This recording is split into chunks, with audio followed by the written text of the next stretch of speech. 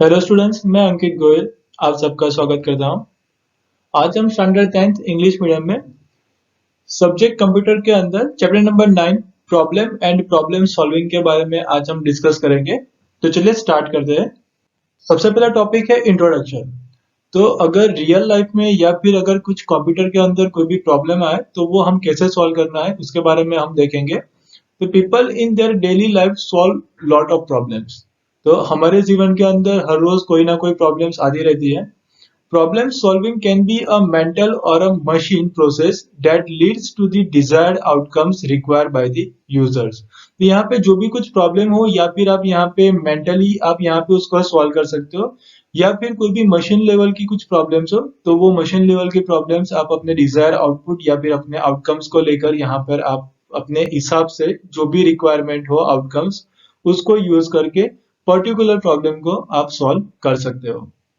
Some problems are predictable, while for others, predicting exact outcome may become difficult। कुछ problems ऐसी होगी कि जिसका प्रिडिक्शन करना आउटपुट का इजी रहता है या फिर हम उसको प्रिडिक्ट कर सकते हैं, मगर कुछ प्रॉब्लम्स ऐसी होती है कि उसके आउटपुट का या फिर उसके रिजल्ट का हम प्रिडिक्शन नहीं कर सकते। Thus, the problem can be classified into two types। इसीलिए हम प्रॉब्लम को दो टाइप के अंदर क्लासीफाइड करेंगे। सबसे पहला well defined problem and the second one is ill-defined problems। In field of computer solves well-defined problems only। तो यहाँ पे अगर कंप्यूटर की बात करें तो कंप्यूटर के अंदर सिर्फ वेल डिफाइंड प्रॉब्लम्स जो होगी वही वो सॉल्व कर पाएगा, इल डिफाइंड प्रॉब्लम्स वो सॉल्व नहीं कर पाएगा, क्योंकि हमें पता है कि कंप्यूटर को उतना ही पता होता है जितना उसको इंस्ट्रक्शन दिया जाता है। यानी कि जो पहले से पता है कि अगर इस टाइप की एरर या फिर इस टाइप का प्रॉब्लम कुछ आए तो आपको इस तरीके से सॉल्व करना है, तभी अगर वो कंप्यूटर सॉल्व कर पाता है। अगर कुछ अनजान एरर यहाँ पे आ जाए तो वो अनजान एरर यहाँ से वो सॉल्व नहीं कर पाता, यानी कि उसको अगर पता ना हो तो वो सॉल्व नहीं करता। A program is a set of logical instruction given to a computer to accomplish some task or to solve a problem। तो यहाँ पे प्रोग्राम की डेफिनेशन दी गई कि प्रोग्राम किसे कहेंगे। तो जो भी आपको अगर कोई भी लॉजिकल इंस्ट्रक्शन कंप्यूटर को देना है पर्टिकुलर कोई भी टास्क को करने के लिए, तो जो आप पर्टिकुलर टास्क को करने के लिए जो भी आप लॉजिकल इंस्ट्रक्शन दोगे वो लॉजिकल इंस्ट्रक्शन को हम यहाँ पे प्रोग्राम कहेंगे। A computer can't solve a problem, it only helps in solving a problem. तो कंप्यूटर यहाँ पे जो भी प्रॉब्लम्स होगी वो सॉल्व नहीं करता, मगर हमारी वो हेल्प करता है कि प्रॉब्लम कैसे सॉल्व करनी है, उसके अंदर वो हमारी सिर्फ हेल्प करेगा। Hence, to write a program to solve a problem, we must keep in mind the following factors। तो जब भी हम कोई भी प्रॉब्लम को सॉल्व करने जाए पर्टिकुलर प्रोग्राम के लिए, तो हमें कौन कौन से पॉइंट याद रखने हैं, तो हम देखिए वन बाय वन। तो सबसे पहले है डिफाइन अ प्रॉब्लम। तो सबसे पहले पर्टिकुलर प्रॉब्लम को डिसाइड करो कि यहाँ पे प्रॉब्लम कौन सी अराइज होने वाली है। फिर second one is identify the input output and constraint of the problem. तो रिगार्डिंग द प्रॉब्लम आप कौन से इनपुट लेने वाले हो, पर्टिकुलर इनपुट में से कौन से आउटपुट आपको मिलेंगे, या फिर जो भी कंस्ट्रेंट होगी वो कंस्ट्रेंट को यहाँ पे क्या करना है, हमें आइडेंटिफाई करना है। फिर third step is identify conditions to be fulfil to obtain the output. तो पर्टिकुलर रिजल्ट के लिए आपको यहाँ पे कौन सी कंडीशन फुलफिल करनी है वो आपको यहाँ पे डिसाइड करना पड़ेगा। फिर fourth one is identify the constraints, limitations और प्रॉब्लम्स। तो यहाँ पे कंस्ट्रेंट को आइडेंटिफाई करो, पर्टिकुलर प्रॉब्लम की लिमिटेशन तक जाओ, और पर्टिकुलर जो भी प्रॉब्लम है वो प्रॉब्लम को यहाँ पे कैसे सॉल्व करेंगे, उसकी लिमिटेशंस क्या होगी वो यहाँ पे क्या करना है, हमें आइडेंटिफाई करना है। नेक्स्ट है identify possible alternatives from to solve the problem. तो जो भी पर्टिकुलर प्रॉब्लम है उसका अल्टरनेटिव अगर हम ढूंढ सको तो वो ढूंढना है कि अगर इस तरीके से हम अगर प्रॉब्लम को सॉल्व नहीं कर सके तो हमारे पास एक बैकअप प्लान होना चाहिए कि अगर फर्स्ट हमारा कैंसल हो जाता है या फिर हम प्रॉब्लम उस तरीके से सॉल्व नहीं कर पाते तो हम कोई और तरीका यूज करें और उसके थ्रू हम प्रॉब्लम सॉल्व करने की कोशिश करें। फिर next one is choose the best set alternative. और हमने जो भी अलग अलग दो तीन ऑप्शन ढूंढे हो और उसमें से जो भी सबसे बढ़िया या फिर सबसे बेस्ट लगे वो अल्टरनेट को यहाँ पे क्या करना है, यूज करना है। फिर seventh one is compute result using this instruction set. और हमने जो अल्टरनेटिव यूज किया होगा यानी कि हमने जो ऑप्शन सिलेक्ट किया है उसके थ्रू हमें क्या करना है, कंप्यूट करेंगे और रिजल्ट चेक करेंगे कि पर्टिकुलर प्रॉब्लम जो हमने डिसाइड किया था उसका सॉल्यूशन, उस सॉल्यूशन से क्या हमारी प्रॉब्लम सॉल्व हो जाती है। And the last one is check correctness of the outcome, और जो प्रॉब्लम हमारी सॉल्व हुई उसके थ्रू हम चेक करो कि हमने जो पर्टिकुलर रिजल्ट हमारे पास आया क्या वो रिजल्ट सही है।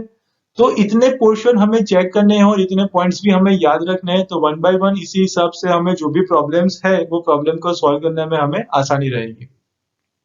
If you study the above points carefully, you will realize that writing a program is nothing but a step-wise solution to a given a problem. तो आपने अगर केयरफुली ऊपर वाले सारे पॉइंट्स को अगर ध्यान से देखा होगा तो आपको वो रियलाइज होगा कि प्रोग्राम लिखने के लिए आपको यहाँ पे कुछ नहीं करना, बस स्टेप बाय स्टेप सॉल्यूशन जो भी होगा उसको यहाँ पे क्या करना है, लिखना है, और जो भी प्रॉब्लम्स आती है वो प्रॉब्लम्स का क्या करना है, सॉल्यूशन लेते जाना है, प्रोग्राम अपने आप बिल्डअप होता जाएगा। The generalized solutions to the problem is obtained using the three different techniques mentioned below. तो जनरली कोई भी प्रॉब्लम होगी वो प्रॉब्लम को यहाँ पे सॉल्व करने के लिए यहाँ पे अलग अलग तीन टेक्निक्स दी गई है। सबसे पहला है सूडो कोड, फिर second one is flow chart and the third one is algorithm. तो ये तीन तरीके से हम अपने कंप्यूटर की प्रॉब्लम जो भी होगी वो हम यहाँ पे सॉल्व कर सकते हैं, यानी कि प्रोग्राम रिलेटेड प्रॉब्लम हम यहाँ पे सॉल्व कर सकते हैं। तो चलिए तीनों टेक्निक्स को हम डिटेल में देखें। तो सबसे पहला टॉपिक है सूडो कोड। तो सूडो कोड मींस फेक और सिम्युलेटेड कोड। तो एग्जांपल देखें कि एक प्रॉब्लम हम यहाँ पे आइडेंटिफाई करेंगे कि find weather a given number is odd और इवन। तो हम यहाँ पे देखेंगे कि हमने जो भी एक नंबर इंसर्ट किया हुआ है या फिर हमारे पास पर्टिकुलर कोई एक नंबर है, क्या वो नंबर इवन है या फिर ऑड है, वो हमें चेक करना है। तो उसके लिए सॉल्यूशन क्या होगा, तो सबसे पहला स्टेप है एक्सेप्ट द नंबर, यानी कि कंप्यूटर को एक नंबर हमें वहां पे देना पड़ेगा। फिर the second one is divide the number by 2 and find the remainder. तो जो भी नंबर होगा वो नंबर को यहाँ पे क्या करो, 2 से डिवाइड करो, और जो भी रिमाइंडर आता है वो रिमाइंडर को यहाँ पे क्या करो, फाइंड करना है। Third step is if the remainder is 1 the given number is odd otherwise the number is even. अगर हमें वहां पे रिमाइंडर 1 मिलता है तो हमने जो भी नंबर दिया होगा वो नंबर क्या होगा, वहां पे ऑड नंबर आएगा। या फिर अगर रिमाइंडर हमें वहां पे 0 मिलता है तो वो नंबर क्या हो जाएगा, इवन हो जाएगा। तो बेसिकली 3 स्टेप्स के अंदर आप यहाँ पे अपनी प्रॉब्लम सॉल्व कर सकते हो, यानी कि जो भी नंबर हमने इंसर्ट किया वो नंबर इवन है या फिर ऑड है, वो हम यहाँ पे इस तरीके से हम सॉल्यूशन उसका ला सकते हैं। तो यहाँ पे एक छोटी सी प्रॉब्लम थी, तो छोटी सी प्रॉब्लम के लिए हमारे पास यहाँ पे छोटा सा सॉल्यूशन मिल गया। अगर प्रॉब्लम बड़ी होगी तो यहाँ पे सॉल्यूशन के स्टेप्स भी क्या हो जाएंगे, ज्यादा हो जाएंगे। तो हमने यहाँ पे एक प्रॉब्लम सॉल्व की जो सूडो कोड की मदद से हमने यहाँ पे सॉल्व की। अब नेक्स्ट हम देखेंगे फ्लो चार्ट के बारे में। तो flow chart is a pictorial representation of every action perform within the machine process to solve a problem. तो जो भी पर्टिकुलर कोई भी प्रॉब्लम है मशीन रिगार्डिंग, यानी कि मशीन के अंदर की प्रोसेस के टाइम पे कोई भी प्रॉब्लम्स आती है तो उसको यहाँ पे आइडेंटिफाई करने के लिए या फिर उसको यहाँ पे दिखाने के लिए फ्लो चार्ट के थ्रू हम यहाँ पे मेंशन कर सकते हैं। एंड द फ्लो चार्ट वो एक पिक्टोरियल यानी कि पिक्चर वाइज वहां पे हम उसको सॉल्यूशन वहां पे दिखा सकते हैं। A set of symbol is used to represent a flow chart. तो यहाँ पे कुछ symbols का हम यूज कर सकते हैं फ्लो चार्ट बनाने के लिए। The symbols are known as a component of flow chart, और पर्टिकुलर फ्लो चार्ट को क्रिएट करने के लिए जो भी हम सिंबल का यूज करेंगे उसको हम यहाँ पे कंपोनेंट्स के नाम से उसको जानेंगे। A flow chart represents the entire process from start to finish, showing inputs, pathways and circuits, action or decision points and finally the output. तो फ्लो चार्ट के अंदर हम पूरी की पूरी प्रोसेस दिखा सकते हैं, जैसे कि स्टार्ट टू फिनिश तक की पूरी प्रोसेस हम दिखा सकते हैं, जैसे कि स्टार्ट करना, फिर जो भी इनपुट्स देना है तो हम इनपुट्स दिखा सकते हैं, कौन सी वे के अंदर हमारा वो प्रोग्राम फ्लो कर रहा है वो भी हम यहाँ पे दिखा सकते हैं, जो भी एक्शंस हम वेरिएबल्स के ऊपर या फिर कोई भी कंडीशन के ऊपर हम फॉलो करेंगे उसके ऊपर भी हम सारी प्रोसेस यहाँ पे दिखा सकते हैं। और एट लास्ट एंड के अंदर जो भी हमारा आउटपुट आएगा यानी कि जो भी हमारा रिजल्ट होगा वो भी हम यहाँ पे दिखा सकते हैं कि इतनी प्रोसेस करने के बाद आपको इस स्टेप के अंदर आपको आउटपुट देखने को मिलेगा। तो नेक्स्ट हम देखिए कि symbols use in a flow chart के अंदर कौन कौन से सिंबल्स यूज होंगे। तो द ANSI यानी कि American National Standard Institute has defined और standardized certain symbols that can be used in a flow chart. तो यहाँ पे एक ANSI यानी कि एक इंस्टीट्यूट है, अमेरिकन नेशनल स्टैंडर्ड इंस्टीट्यूट, उसने यहाँ पे एक सिंबल्स यहाँ पे बाय डिफॉल्ट वेरीफाई करके रखे हुए हैं, यानी कि उन्होंने डिफाइन किए हुए हैं कि फ्लो चार्ट के अंदर आप इस टाइप के सिंबल्स इस पर्पस के लिए आप यूज कर सकते हो।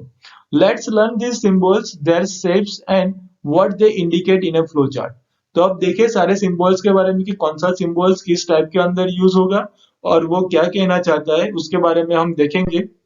तो पर्टिकुलर जो डायग्राम आपको दिख रहा है, जो फिगर दिख रही है, वो यहाँ पे सिंबोलिटिकली प्रेजेंटेशन है, यानी कि फ्लोचार्ट के अंदर आप कौन कौन से सिंबल्स ले सकते हो और उसका काम क्या होगा उसके बारे में यहाँ पे डिस्क्राइब किया हुआ है। तो चलिए स्टार्ट करें। सबसे पहला सिंबल है यहाँ पे ओवल सिंबल, यानी कि टर्मिनल पर्पस के लिए हम यूज करेंगे, जिसको हम यहाँ पे फ्लोचार्ट के अंदर स्टार्टिंग एंड एंडिंग पोजिशन के टाइम हम उसको यूज कर सकते हैं। तो यहाँ पे स्टार्ट एक्शन के लिए आप स्टार्ट में जो सिंबल दिया गया है उस टाइप का, यानी कि सेम ही है दोनों में, यानी कि स्टार्ट एंड एंडिंग के लिए आप यहाँ पे टर्मिनल का यूज करोगे। फिर जो सेकंड वन इनपुट या फिर आउटपुट के लिए आप यहाँ पे पैरेललोग्राम सिंबल का यूज कर सकते हो। तो एग्जांपल के अंदर दिख रहा है कि input x and print y, यानी कि अगर किसी वेरिएबल को वैल्यू असाइन करनी हो तो भी आप यहाँ पे पैरेललोग्राम का यूज कर सकते हो, या फिर कोई भी वैल्यू को प्रिंट करानी हो या फिर एज आउटपुट में दिखाना हो तो भी आप यहाँ पे पैरेललोग्राम का यूज कर सकते हो। The third symbol is a rectangle, यानी कि कोई भी प्रोसेस अगर प्रोग्राम के अंदर चल रही हो और वो प्रोसेस को अगर दिखाना हो तो आप यहाँ पे रेक्टेंगल सिंबल का यूज कर सकते हो। जैसे कि एग्जांपल में बताया कि let c is equal to a plus b, यानी कि add the values of a and b and store the result into c। तो यहाँ पे जो a एंड b के अंदर जो वैल्यूज आएगी उन दोनों के बीच में समेशन करके जो रिजल्ट आएगा उस वैल्यू को, यानी कि उस रिजल्ट को हमें यहाँ पे c नाम के वेरिएबल के अंदर स्टोर करना है। डेट मीन्स यहाँ पे कुछ प्रोसेस होने वाली है, तो वो प्रोसेस को हम यहाँ पे रेक्टेंगल शेप के अंदर दिखाएंगे। फिर नेक्स्ट वन इज कंडीशन, यानी कि कहीं पे भी आप throughout the program condition use करोगे तो आप यहाँ पे डायमंड शेप का यूज कर सकते हो।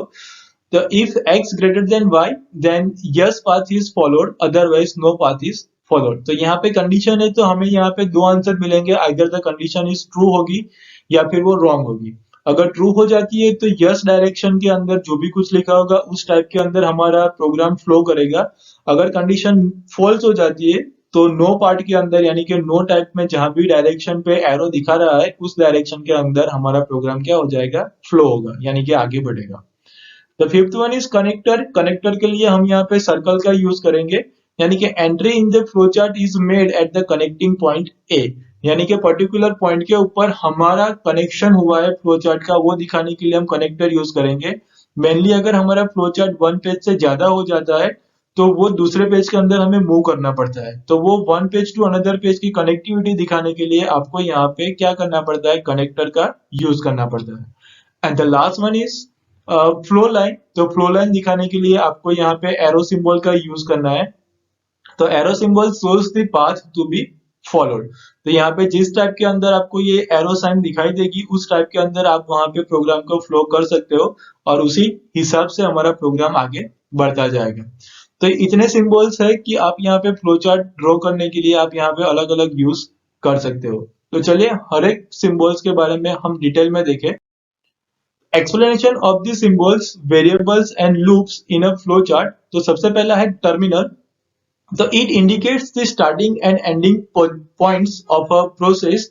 It is represented by an oval shape. तो पर्टिकुलर फ्लो चार्ट के अंदर स्टार्टिंग एंड एंडिंग पॉइंट दिखाने के लिए आप यहाँ पे टर्मिनल सिंबल का यूज कर सकते हो, एंड टर्मिनल सिंबल को रिप्रेजेंट करने के लिए आप यहाँ पे ओवल शेप का यूज करोगे। The second one is input and output. It indicates the input and output of data in a process. तो प्रोसेस के अंदर पर्टिकुलर इनपुट हो रहा है या फिर आउटपुट हो रहा है वो दिखाने के लिए आपको यहाँ पे इनपुट एंड आउटपुट के लिए पैरेललोग्राम का आपको यूज करना है। It is represented by a parallelogram. For example this symbol is used to assign value to a variable और to print the result value. तो आप यहाँ पे पैरेललोग्राम का यूज पर्टिकुलर वेरिएबल को वैल्यू असाइन करने के लिए या फिर पर्टिकुलर वेरिएबल की वैल्यू को प्रिंट कराने के लिए आप उसको यहाँ पे फ्लो चार्ट के अंदर यूज कर सकते हो। फिर the third one is process. तो process is the core part of any solution procedure. Generally a process in a computers is either arithmetic और लॉजिकल ऑपरेशंस। तो पर्टिकुलर कोई भी प्रॉब्लम ले लो या फिर कोई भी पर्टिकुलर सॉल्यूशन ले लो, उसके अंदर process is a basic function. A process in a computer is either arithmetic or a logical operations. तो यहाँ पे प्रोसेस के अंदर आप यहाँ पे कोई भी अरिथमेटिक ऑपरेशन भी परफॉर्म हो सकता है या फिर पर्टिकुलर कोई भी लॉजिकल ऑपरेशन भी परफॉर्म हम कर सकते हैं. The process is represented by a rectangle shape. तो प्रोसेस को यहाँ पे रिप्रेजेंट करने के लिए हम यहाँ पे रेक्टेंगल शेप का यूज करेंगे. The fourth one is decision. A logical decision of a process is represented by a diamond-shaped symbol. It is also known as a test symbol. तो यहाँ पे पर्टिकुलर कोई भी लॉजिकल डिसीजन को दिखाने के लिए आप यहाँ पे डायमंड शेप का यूज करोगे और उसको हम यहाँ पे टेस्ट सिंबल के नाम से भी जानेंगे क्योंकि पर्टिकुलर कंडीशन को हम यहाँ पे टेस्ट कर रहे हैं और हमारा प्रोग्राम का अगर पाथ या फिर फ्लो भी चेंज करना हो या फिर प्रोग्राम का जो भी फ्लो चेंज होगा वो यहाँ डिसीजन पे से हम यहाँ पे कर सकते हैं. This symbol indicates comparisons made and decision taken in a process. It is also used to skip certain step and move to the some other specific step in a process. तो हम यहाँ पे डिसीजन यानी कि diamond shape का use particular कोई भी step को स्किप करने के लिए या फिर पर्टिकुलर स्टेप के ऊपर मूव होने के लिए हम यहाँ पे कर सकते हैं. In this symbol, data can enter from one point only, but it may exit from more than one point. तो इस सिंबल के अंदर पर्टिकुलर जो भी डेटा होगा यानी कि जो भी हमारा इनपुट है वो इनपुट पर्टिकुलर एक ही पॉइंट से हम एंटर करा सकते हैं, मगर पर्टिकुलर इनपुट का यहाँ पे आउटपुट काफी सारा आपको मिल सकता है. तो हम देखें ये कैसे डिसाइड होगा या फिर कैसे होता है, तो उसके बारे में हम यहाँ पे नेक्स्ट फिगर देखें. यहाँ पे आपको एक फिगर दिखाया गया जिसके अंदर अलग अलग 3 ऑप्शन दिए गए. तो उसमें से देखें सबसे पहला कि टू वे ब्रांच यानी कि सबसे ऊपर जो आपको एक डाउन साइड एरो दिख रहा है तो वहां से आपको इनपुट आपका इंसर्ट हुआ. फिर कंडीशन चेक करा रहे हैं कि is A greater than B. तो अगर कंडीशन हमारी ये राइट हुई तो जो भी यस पार्ट के अंदर जो आपको एरो दिख रहा है उस डायरेक्शन के अंदर आपका प्रोग्राम क्या हो जाएगा, रीडायरेक्ट हो जाएगा यानी कि उस डायरेक्शन के अंदर आपका प्रोग्राम चलता जाएगा. अगर हमारी कंडीशन यहाँ पे रॉन्ग हो जाती है तो वहां पे जो नो लिखा है और जहां पे वो नीचे की डाउन साइड की तरफ आपको एरो दिख रहा है नो पार्ट के अंदर, तो उस तरफ आपका प्रोग्राम क्या हो जाएगा, आगे बढ़ता जाएगा. फिर the second one is three way branch यानी कि 3 अलग अलग ऑप्शंस अगर हमें मिलते हैं तो क्या करें. तो नीचे की तरफ फिर से देखो मिडल फिगर के अंदर कि ऊपर से आपको एक इनपुट मिल रहा है और वहां पे कंडीशन हम वहां पे चेक करा रहे हैं कि कंपेयर ए एंड बी, क्या ए एंड बी दोनों सही है यानी कि इक्वल है, वो हम यहाँ पे चेक कराएंगे. तो हमें अलग अलग 3 ऑप्शंस या फिर 3 आउटपुट यहाँ पे मिल सकते हैं कि सबसे पहले देखिए अपनी लेफ्ट साइड की ओर पे तो ए लेस देन बी. तो अगर जो भी पर्टिकुलर इनपुट हमें मिल रहा है तो वो ऐसा भी हो सकता है कि ए की वैल्यू बी से कम भी हो जाए.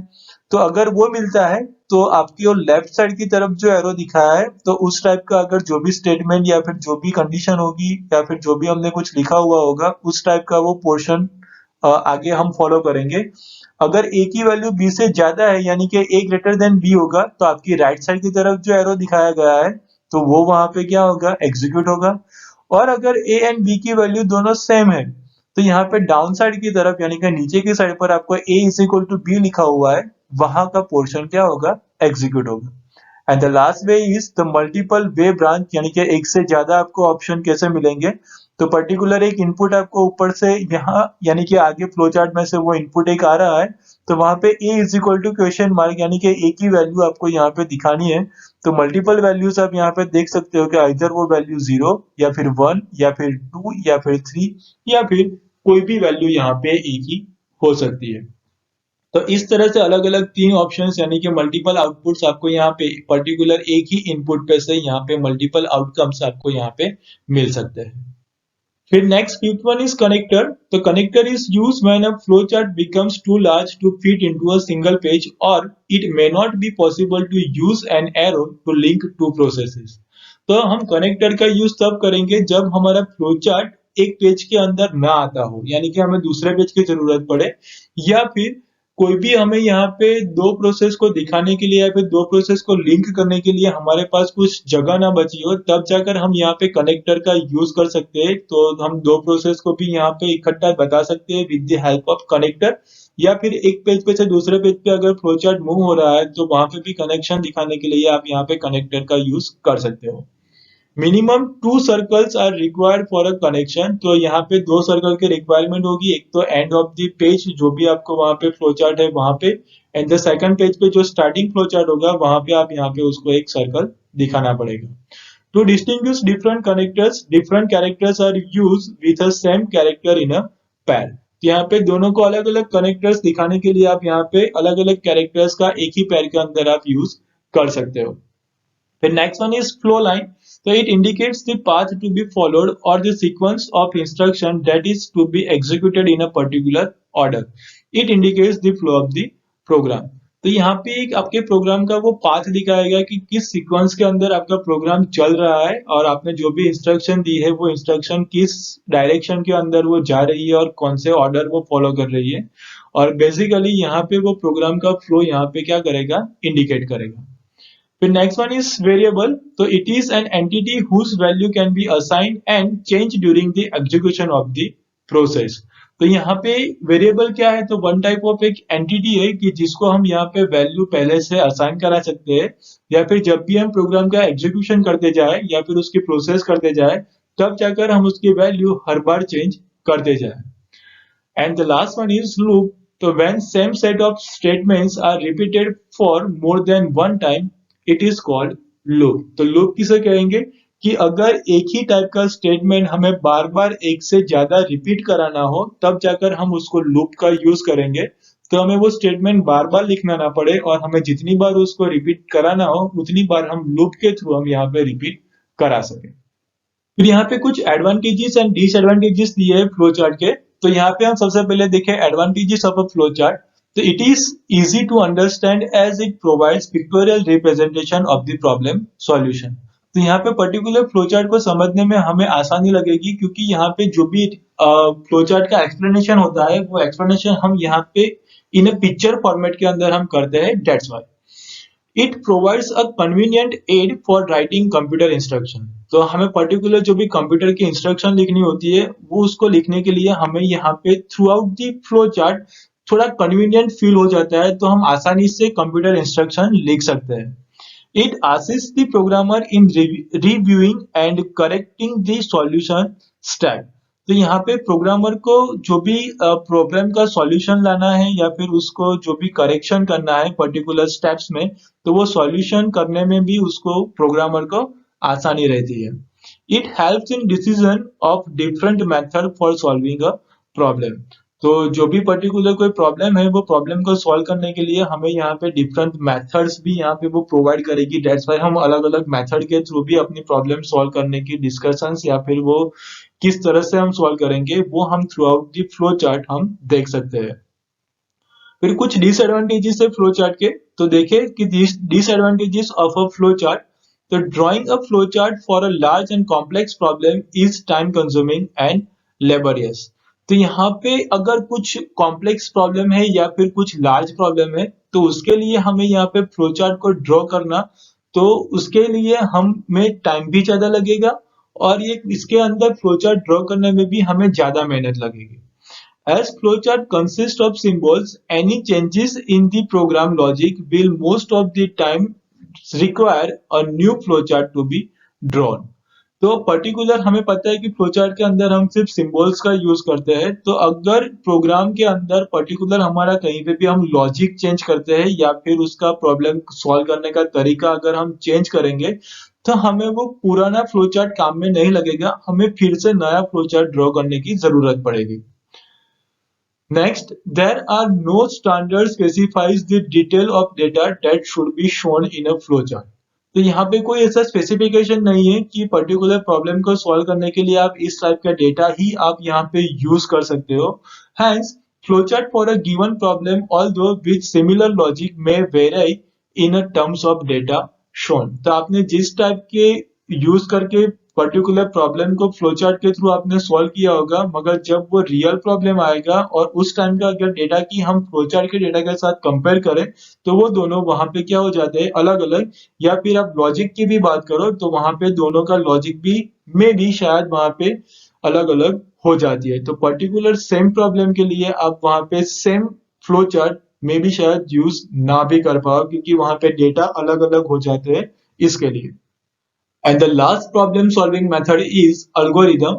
So in computer terminology, an algorithm refers to a step-by-step procedure for solving a particular problem.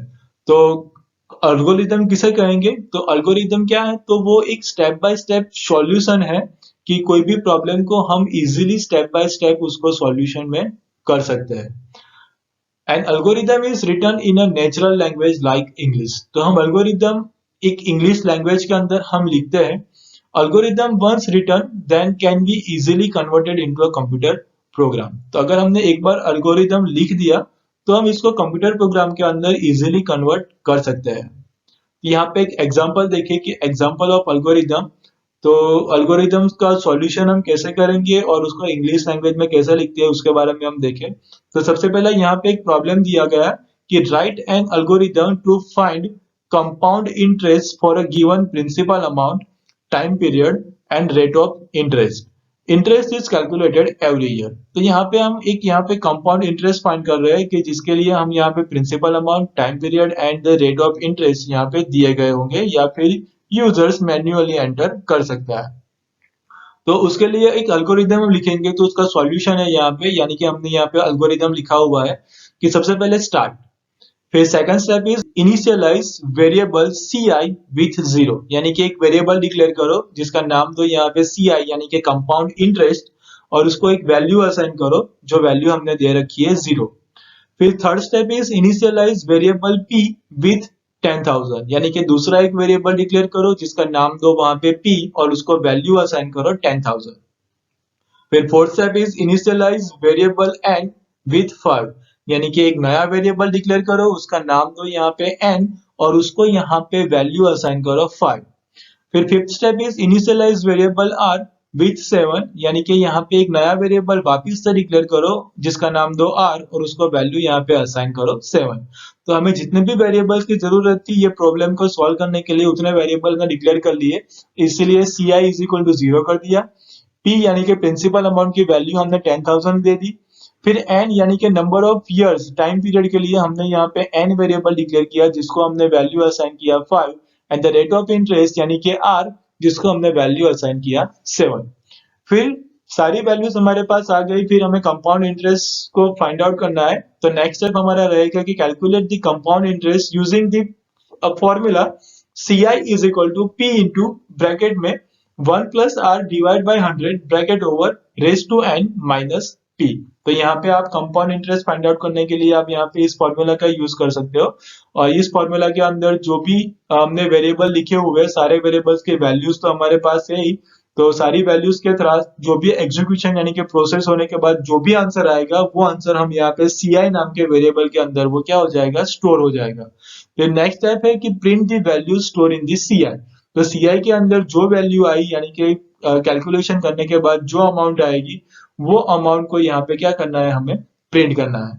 और प्रिंट हो गया तो यानी कि हमारा वो इंटरेस्ट कैलकुलेट हमने कर लिया, तो फिर हमारा प्रोग्राम भी यहाँ पे खत्म हो जाता है एंड सबसे लास्ट पॉइंट एंड कर देना है, यानी कि हमारा प्रोग्राम खत्म। तो जो भी कुछ हमने यहाँ पे एल्गोरिथम में लिखा वो सीधा इंग्लिश लैंग्वेज के अंदर ही लिखा है and it's a simple language. तो इसको हमें कंप्यूटर प्रोग्राम्स के अंदर भी कन्वर्ट करना हो तो हम यहाँ पे इजीली यहाँ पे कर सकते हैं। तो स्टूडेंट्स ये था आपका चैप्टर नंबर 9 जिसके अंदर हमने प्रॉब्लम्स एंड प्रॉब्लम्स को सॉल्व कैसे करना है इन अ कंप्यूटर, तो वो हमने देखा। आई होप कि तीनों पॉइंट्स के अंदर आपको समझ में आ गया होगा। अगर कुछ डाउट लगे तो आप कमेंट बॉक्स के अंदर आप वहां पे लिख सकते हो। तो नेक्स्ट चैप्टर के साथ हम जल्दी वापस मिलेंगे, तब तक goodbye, take care and thank you all.